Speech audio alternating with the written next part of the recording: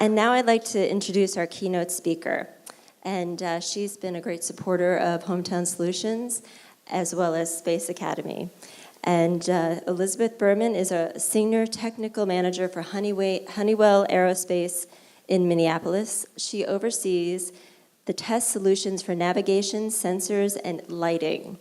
She has been with Honeywell since 2003 in a variety of roles in systems engineering, customer support, and program management.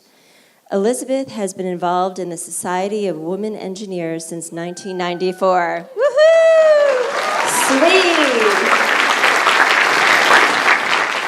She has not only participated for many years, she has served on the board as secretary and president, and she was inducted into the Space Camp Hall of Fame in 2015.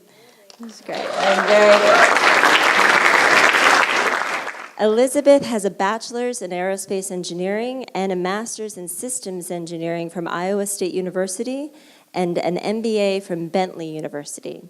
Please welcome Elizabeth.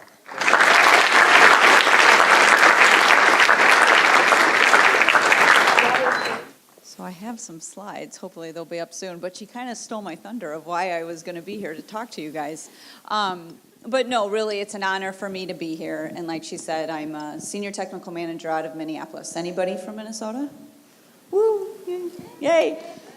Honeywell's well, I think it's a big deal in the cities, and we have a lot of presence there. So it's been a really great career for me that I'll kind of talk about a little bit. But why am I here, for real? It's all because of that little lunchbox over there. And so my story starts out when I was in the 4th grade. I got that lunchbox, and that lunchbox meant the world to me. It was, it had a matching thermos. It was super cool. There was an astronaut on it, and I was like, this is great. And inside of it was a flyer for NASA's Young Astronaut program at the time. And so this was the fall of 1985. And then 6 months later, the Challenger accident happened. And instead of getting discouraged, I really did want to learn about the astronauts that perished that day. And this is way before the internet. So it took a while. But then a year later, we did the annual trip to Disney. And my family took a day and went over to Kennedy Space Center. And so you see that piece of paper I'm holding in my hand, that was information about those astronauts. And I found out that 3 of them were aerospace engineers. So that day, I decided that's what I'm going to do. I have no clue what that means, but I was obsessed with my lunchbox. I thought being an astronaut would be cool, so I'm going to be an aerospace engineer. And also on that day, I found out that there's this great place called Space Camp.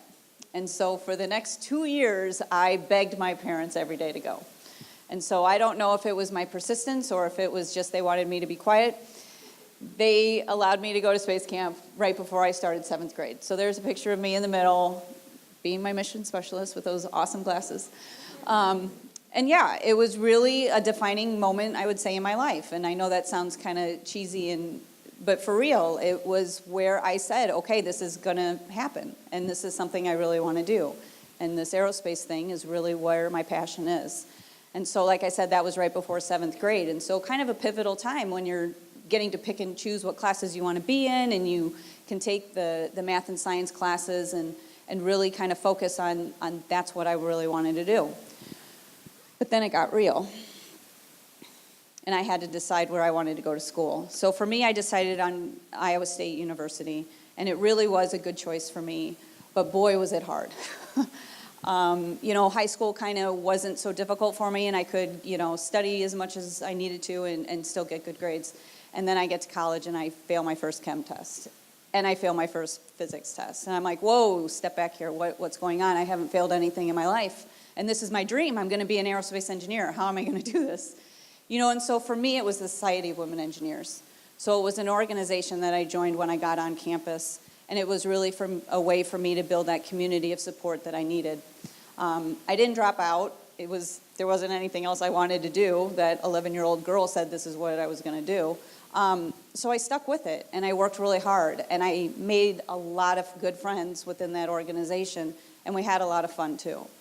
But if I had a bad day, it was great to have them to rely on to say, hey, guess what? I didn't do so well on that test either. Let's just study a little bit more. Or, newsflash, engineering is still a male-dominated field, so you didn't have a lot of girlfriends within a lot of your classes. So it was really nice to be able to make some good girlfriends, outside of your classes too. So that's just really pivotal for me, and I think why I stayed in engineering. But then I decided to stay in the Society of Women Engineers for my professional career. And so why I did that was for the reasons why I needed SWE in college, I still needed them when I was a professional too. So you still need that community of support. I still needed to look for opportunities to find my passion within my career, and how I did that was getting leadership skills from the Society of Women Engineers. And so for the last 15, 17 years now, I looked at that organization for stepping stones to get the skills that I needed to do great things at Honeywell within my career there. And then it just worked out that I moved up in the leadership ranks within the organization. And so 2 years ago, I served as the president. And it was an amazing opportunity for me because I was able to travel around the world and talk to people about my passion of being an engineer, and then why we need more diversity in the field of engineering. And that was only going to be possible because I was working for a company that valued that as well. So throughout my career, I've worked at Honeywell like Kerry said, in a variety of different roles. But every time I wanted to do something within Honeywell and then with the Society of Women Engineers, I had the support of a really great company. And they do see the value of what diversity brings to the field of engineering. And they also see the need of why we need more people in engineering, and why it's important for you guys to have experiences like this to kind of spark that passion that it did for me when I was able to come to Space Camp. And I hope you got that passion within you to know that there are really great things going on in the STEM field right now, and that there is just a need for people like you to go solve our big world problems. And there's a lot of them, and the only way we're going to do it is with engineers and more people in STEM. And so I would say, the highlight of being SWE president was that I got inducted into the Space Camp Hall of Fame. And I share that with you because I'm not kidding when I say that 7th grade girl, when she got to come here, it really solidified why I wanted to do this, and that aerospace engineering was where I was going to go. And so for the Space Camp Hall of Fame to recognize that and see that my passion hadn't changed since I've been here was really just a really great honor. So thank you.